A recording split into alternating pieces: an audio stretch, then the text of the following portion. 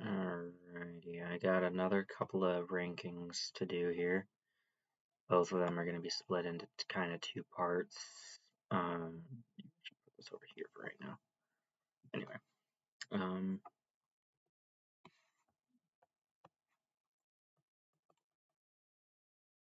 in 12th place, which is last for this half of the ranking, we have Fantasia, and this one, the cartoon clips are actually pretty good, but the cartoon clips don't have dialogue to them; they're just playing to music, which is interesting. Sorcerer Mickey's easily the best of the clips in that one. And then the one with pictured on the disc here for Fantasia 2000, which is in 11th place, is also pretty good. Although I think this one also has the Sorcerer Mickey thing on it, so that's cool. Got myself some orange juice here.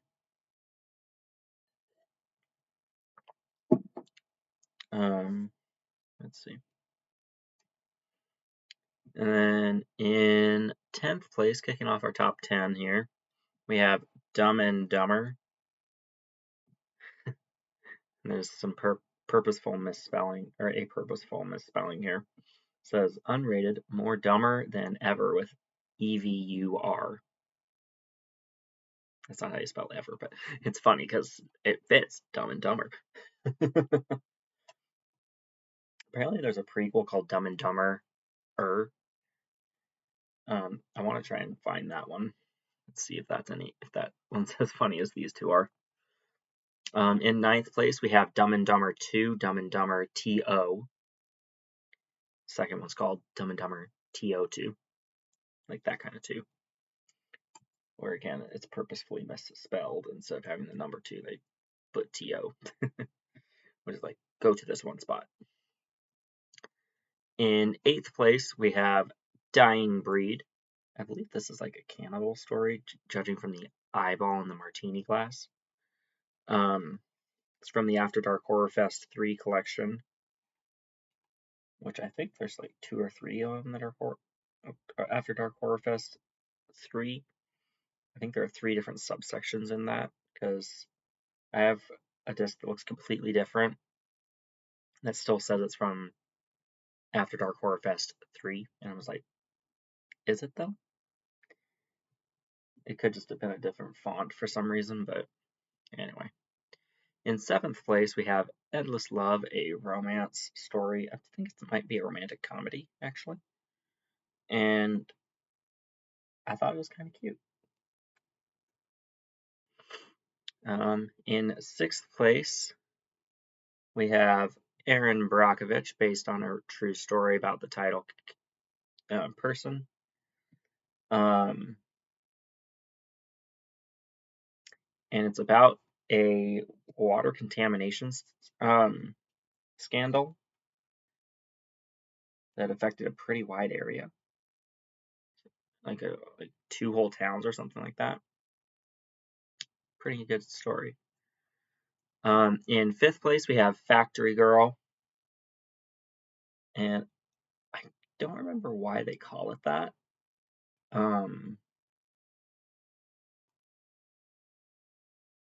But anywho, good movie. Can't really tell you anything really memorable about it, but yeah, it's enjoyable enough. I'm actually gonna move this over to the other side again. There, and there we go. In where are we? 4th place, we have Pixar's Elemental. I thought this was a cute love story between very unlikely couple, fire and water. Very unlikely couple, but they made it work somehow, which is cute. Okay. In 3rd place, we have the Duff, which stands for the Designated Ugly Fat Friend, which the character here is none of, other than maybe just a friend. But she's not ugly or fat, so yeah. Anyway, our runner-up,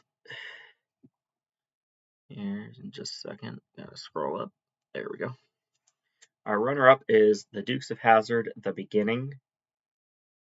I think this has my favorite version of Daisy Dukes outside of the original series, but the Bo and Luke are not as good as the original. Naturally. It's hard to beat John Snyder and what's his face. I don't know the other actor's name. But taking home the dub for this section, we have Doppelganger, where is that Drew Barrymore? Where Drew Barrymore's character has a look-alike doppelganger that is a killer. She's not, but her doppelganger is, and she has to try and make peace with her doppelganger in order to subdue and like defeat her. Because you defeat doppelgangers that are made of rage with kindness and love, which is a good life lesson. Defeat your inner demons with love. Love can be a cure-all, or cure much at least, cure a lot. Okay, I'm going to go ahead and pause here and set up the next section. I'll be right back. Yeah, you guys won't even notice I'm gone because I'm just going to hit pause, and when I hit play again, I'll be like, oh, hey, he never left. Alright, here we go. I'm back. Probably didn't even notice that I was gone, did you?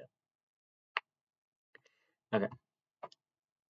In 13th and last place for this portion, we have Fatal Attraction. And there's nothing really wrong with this movie. It has a younger Glenn Close in it, as she's has the title Affliction. She's fatally attracted to someone, and she's like, if I can't have you, I can't have anyone. I think she tries killing herself in the end. And then we have, let me flip these discs over to the back. Damage the backs, so they're face down. In 12th place, we have Fatale, and the disc is purple. It shows up blue on screen, but it's purple in person here. And that's about a black man that goes to Vegas, I think, and he meets some like sheriff lady or something. I don't know what her deal is, but they have an affair. He goes back to his wife and his place, and then I think they have like a break-in or something, a staged break-in that because the wife knew something was up, and she's like, I'm gonna stage a break-in to see if I can get him to be like, yo, I screwed up. And the investigator that shows up is the one he had an affair with. So that's fun. In 11th place, we have Within the Rock. No, this is not Dwayne The Rock Johnson. This is a horror movie about a creature that lives inside like an asteroid mine type thing. Like I'm pretty sure they're in space. Because unless they're indoors, they have space like protective suits on. But I think they're on an asteroid, and there's this creature there that has really tough skin that they're trying to defeat before it kills everybody, and I think it kills about half of them, maybe more. In 10th place, kicking off the top 10 here, we have Forest of the Living Dead. And that is one of those like Living Dead type things, like Night of the Living Dead. This one's set in a forest where people are trying to film things and then they get attacked by zombies. In 9th place, we have Mary Shelley's Frankenstein from 1994. Weird enough, they don't have the neck bolts or the signature like flat top, taller head thing in this. They have the neck bolts in the next entry, but this one strangely omitted it for some reason. And while this one doesn't have the proper shaped head, it does have the neck bolts to try and control the monster, Frankenstein's monster. And this one has a Victoria Frankenstein creating the monster. So it's a gender swap set in modern day Frankenstein story, and I think it's pretty good. But not good enough to be lower or to be higher than 8th place here. In other lists, like a Frankenstein list, it would be higher. But anyway, moving on. In 7th place, we have Frantic, where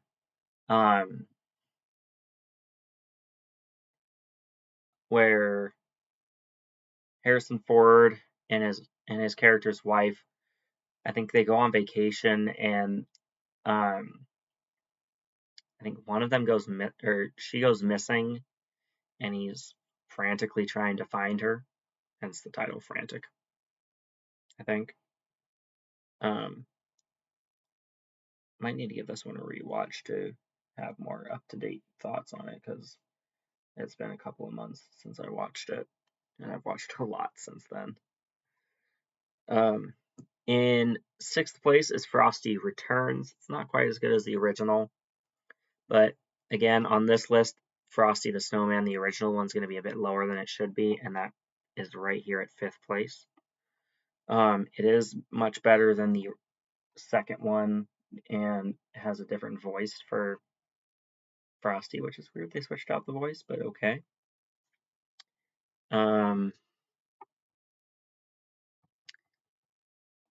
In 4th place, we have Gentlemen Prefer Blondes. I put a side note on this one that said, as a gentleman, I can confirm that, because I myself prefer blondes, and although I also like brunettes, so it's partially true, but yes, very true. In 3rd place, we have Friends with Benefits, and that is what it sounds like.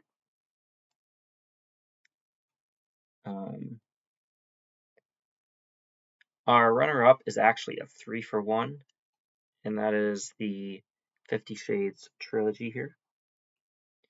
I have the second one tripled up, and the other one are just dual formatted so far. The other two are just dual formatted. That is. But my favorite of this batch has to go to Final Destination 6 Bloodline. There have been a lot of horror movies lately.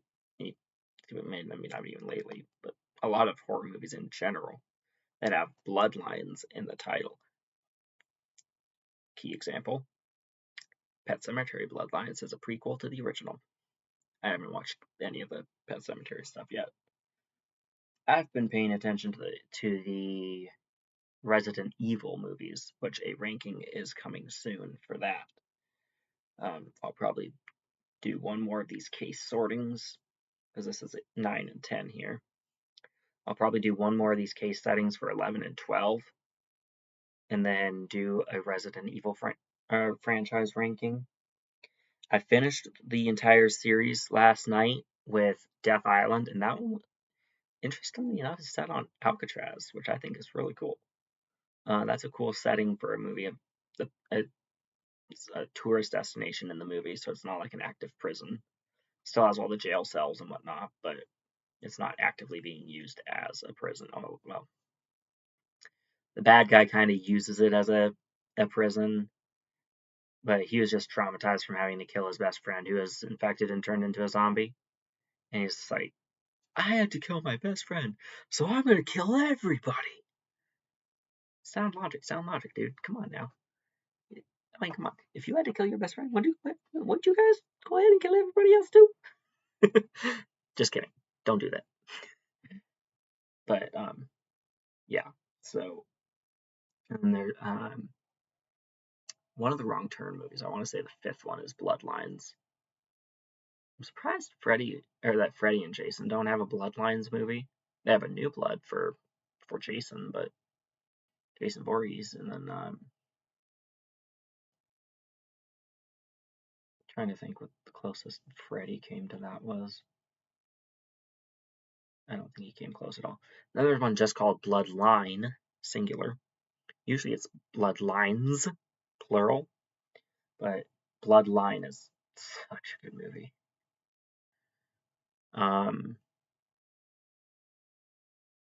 Yeah, anyway, that's it for this video. Hopefully you enjoyed it.